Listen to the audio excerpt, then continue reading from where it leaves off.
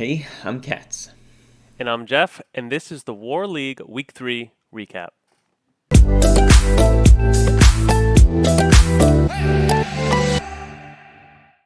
Now, Skillishue's Blitz and his Amaryllis plants were first up against Murray on Gladiator Beasts. A crucial bottomless trap hole and some Gladiator Beast monsters got Murray out to a commanding lead. War Chariot behind Heraklinos was enough to prevent Blitz from bringing it back, ushering an end to Game 1. Blitz started out the second game with a strong opening turn, but his revived Amaryllis enabled Secutor to resolve, snowballing into a massive combination of Gladiator Beast monsters. Blitz equalized the board with a huge torrential tribute. He then established a Botanical Lion to control the board, but some set traps discouraged him from pushing any damage. Unfortunately, this gave Murray enough time to draw into Call the Haunted, which brought back Gazaris and enabled another massive combo to close out the game for a devastating 2-0. Leo was up second, piloting dragons versus El Leonel on Black Wings. Leo's opponent showed the strength of his deck, outing 2 red MDs and amassing a board of his own. Leo fired back with Torrential Tribute, but without a way to bring back his red MD, he was unable to survive after an early Solemn Judgment had put him on low life points. Leo opened up hot in the second game, however, with Future Fusion alongside DD Warrior Lady and traps to stuff his opponent's early game. After whittling away some resources, Leo made a massive push with double red MD, Prime Material Dragon, and Red Eyes Wyvern to close out the game in one turn. This performance earned him the Untouchable award as he defeated his opponent without dropping a single life point. Game 3 began with Whirlwind and Ashura to begin the Blackwing engine. Leo opened Future Fusion again, but was unable to resolve it due to a critical Royal Oppression from his opponent.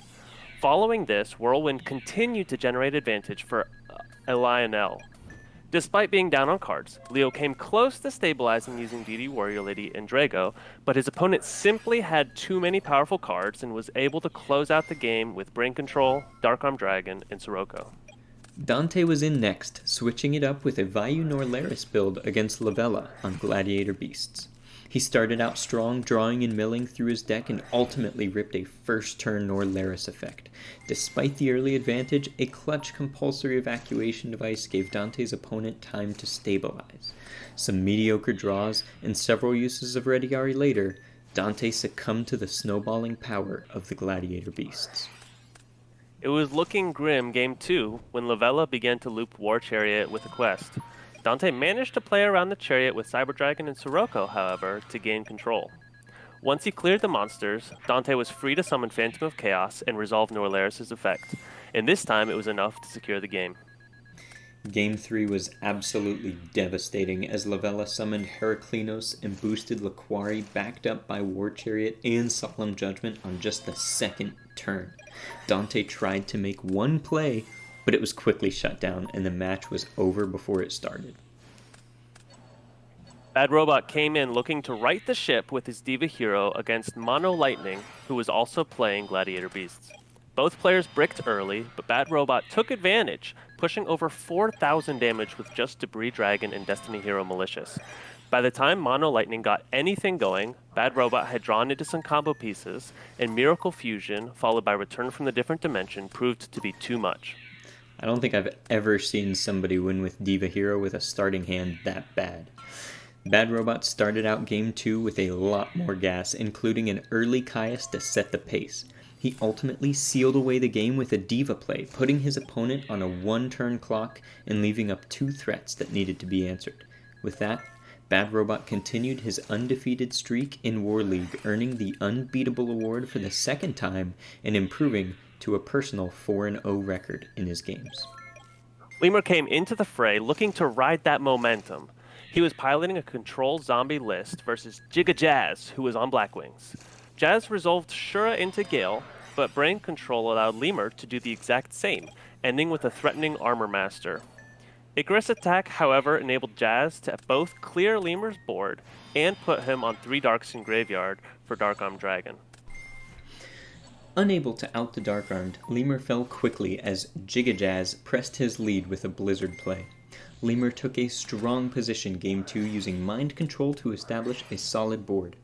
Unfortunately, a top-decked whirlwind enabled Jazz to search for Blizzard, which set up a dark-armed play to completely wipe Lemur's resources. Because Lemur had stacked a dead Dark Arm Dragon on top of his deck for Plague Spider Zombie the previous turn, he was unable to make a comeback play, bringing the match to an end. Another week of War League and another 1-4 result for Team Skill Issue. The team continues to be optimistic though, and they'll be back next week with a revised roster and even more tenacity to begin dominating the field. Until next time, this is We Play Edison.